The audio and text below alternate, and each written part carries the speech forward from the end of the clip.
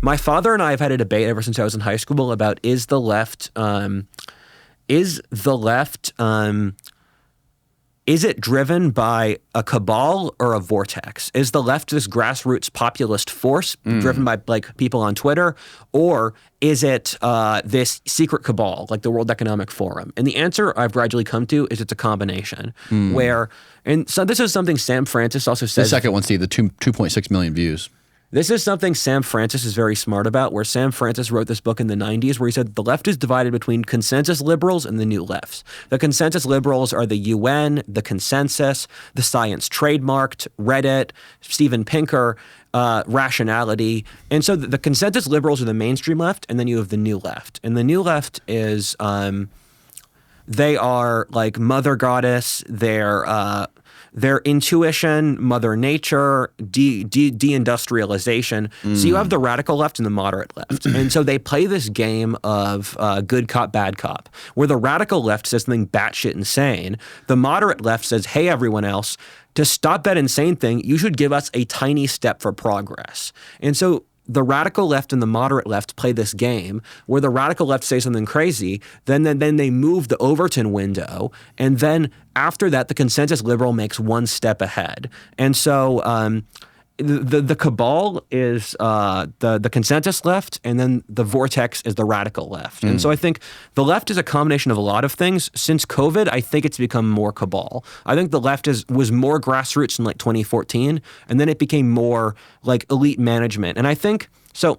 I know a lot of Yuri Bezmenov. I've watched all his videos because I've been wanting to make a video researching him. And the scary thing about Bezmenov, and I'll explain a little bit for your audience, is that he was a Soviet expert who, and this was made in the 80s, where his job was to weaken foreign countries, where the communists, like 70% of their intelligence budget went to hurting the culture of other countries, not for spies or blowing up bridges or that stuff.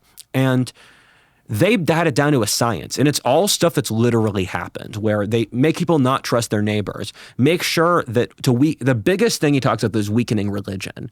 Really? Yes, the biggest thing Yuri Bezmenov says is the worst thing he can do to a society is kill its religion, because he said the Soviets knew that if someone is religious, you could never break them and make them weaken the society for communism, and if they aren't religious, you can corrupt them. So that if you watch his 1 hour lecture, if you break their religion, you can't weaken their society for communism? Yes. So if you watch his 1 hour video, towards the end, the last 10 minutes are him saying the number one variable that stops society from being taken over by communism is religion. And so that's, for example, why you don't have communist parties in the Middle East, or why the Bible Belt is less communist. And so he goes through a variety of things. So he says, make sure that people are dependent upon the government in school. Make sure people can't trust their neighbors. Make it impossible to have authentic capitalist interactions where, let's say, I like this guy, let me hire him. You got to have a bureaucrat in between absolutely everything. And you have to distort reality. And one of the things Bezmenov says is fascinating is that he said, you want to be in a place where a person, if you take them to the gulag in Siberia, they still think communism is good, where they can't see reality and they can't see what's from left or right. And I think that's why they're trying to push trans, because once you can get people to agree that men and women are the same and there's no difference, you can get them to believe anything. Right. Because the difference between men and women is so primal that if you can get someone to agree to that, they can get them to agree to anything. And the thing with Bezmenov... Trust the science, bro. Exactly. And so he is terrifying, and having looked at his prediction for what would happen versus the reality, it all fits. It fits to a terrifying degree. I know I've given like a dozen different places for your audience to go, but this is one of the more important ones. And the difference, though, is that and this is something I can see from reading Soviet history versus our current histories, where I was reading Solzhenitsyn last week, and you can tell that there's a lot of similarities between Solzhenitsyn's left, and Solzhenitsyn was a guy who was thrown in the Soviet gulag, and our left. Okay. One important difference, though, is that Yuri Bezmenov talks about a demographic called the useful idiots, and the useful idiots were like American professors or gay people or feminists. And they were these people who... In Soviet Union? No, in America. In America. Yes. So Yuri Bezmenov said that in America, there's this, and in the Western world or the whole world, there's demographic called useful idiots. And useful idiots are delusional leftists. They push leftists. He said gays were useful idiots? Yes, he said that literally. It was a different time. Right. Interesting. So he said basically the new left. And he says environmentalists, gay people, Afro racists, and it's funny. Well, right. They're being used for a political ideology. Yes. And so he covered this more in the 1 hour video where he says towards the end of it that those people all get shot. And if you look at the Soviet Union, those were the people who got shot. The Soviet Union was one of the least feminist states of the 20th century. It was one of the least gay-friendly states. It was an imperialistic empire. The Soviet Union was socially conservative. More so than Afghanistan? I said one of. Okay. Afghanistan's the most. But as industrialized countries go, the Soviet Union was more socially conservative than America on a variety of metrics. Right. And so they shot all those people, sent them to the gulag. The one difference in Yuri Bezmenov and our timeline is the useful idiots won. And you can see that in the left is horrible at power politics. The Soviets were strategic geniuses. They were so good at manipulating people, making a culture of terror, growing their empire. And the thing that really gets me at our left is our left has no strategic sense. And it always shocks me. Right. The problem with the left today strategically is that... But neither does the right.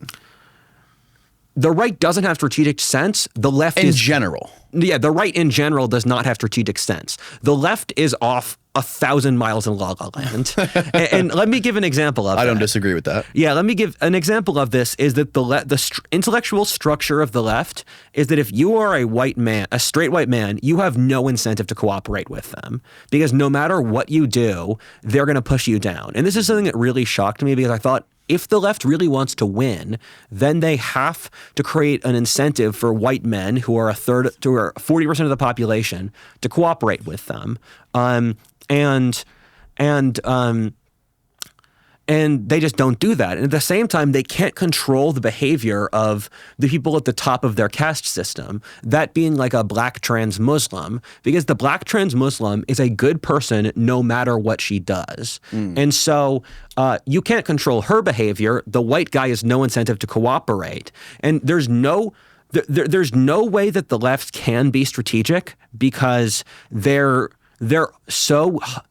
It's an ideology where hunting is morally bad, let alone fighting war. So the left has done the left has no concept. Working out makes you a right-wing person. Exactly. So it's a culture that hates strength. It's a culture that hates toughness, masculinity. And you think, if you guys actually wanted to win the game. If we're in a kinetic war, that's not a good plan. Exactly. Which is why I've said multiple times that the left would lose a war with the right. And right. Well, isn't the military a huge determining? Let me get to this. Okay. Sorry, I'm jumping ahead. I'll touch it next. Yeah, I mean, so what I can see from that is that the left doesn't really they haven't been planning strategically. It's just very emotional, gut level reactions, and they don't really have a concept of. They don't really have a concept of how hard the game can get. No one in the left has a concept there could be a physical war. It's all optics and propaganda for them. And most of the left is ego protection, in my opinion. And so the people involved have their guilt assuaged. Right. To get to your point about the war. And a great example is what happened in the Chaz. Yes. Yeah, it's hilarious. You articulated that beautifully. Thank you. Beautifully. You said I think basically they ran out of food because all the homeless people were taking all their food and they were like reaching out to the government saying we need more supplies. Yeah, exactly. And it basically got taken over by a SoundCloud rapper. Yeah. So there are things that I see on the left that are worse than any conservative propagandist could make up. Right. And this is one of them where Chaz was a conservative revolutionary state in Seattle that the local government was sympathetic to, and so they didn't do anything with, and they let it exist for a long time. I think months. So within the first 12 hours, they ran out of food because, again, homeless people were taking it. They had no system of government, and like all communist societies, they immediately became a dictatorship run by a SoundCloud rapper. And it's just... It's insane, and it's comparable to with the Columbia protests. And I brought up the Columbia protests before, I think they're one of the most terrifying things I've seen. Why? What about it was so terrifying? Yes. So these are kids my age, so I have a pretty good concept of what they lived through. So early 20s. Yeah, I'm 23. They're like 21 or something. And so I have a pretty good concept of what they lived through. And when I grew up, there was so much anti-Holocaust programming. There were like 7 years talking about the Holocaust being bad. And I don't think that's a bad thing. But they were immediately saying, from the river to the sea, intifada, which signifies genocide against Israel. And so they immediately jumped their programming the second that they left the cradle. And then secondly, they the left has spent 60 years arguing about why they're not communists. What I saw in Colombia throws that outside the window because I can speak communist. Communists use certain jargon and phrases, which means different things to their people than the rest of the world. So they dog whistle each other. I was hearing all these communist phrases, and the people at Colombia were saying stuff like,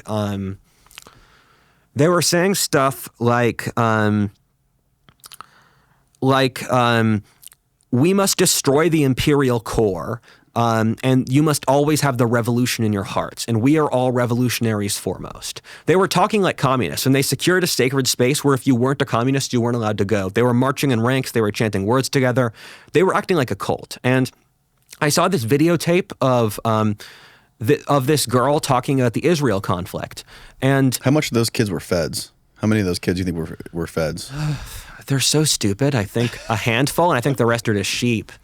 And I saw this girl, and I think Israel's a complex issue where I'm open to a bunch of different perspectives on this, but she said, if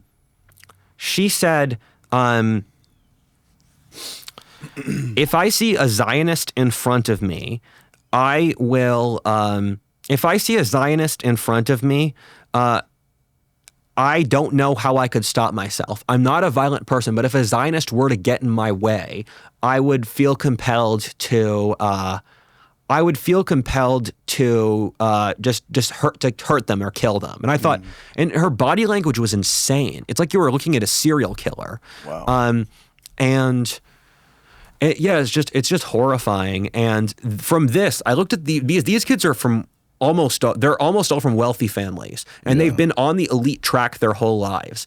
And these kids clearly want to kill people. And to know that this happens to the elite in the next generation, and know that they're this far off in La La Land, that just terrified me.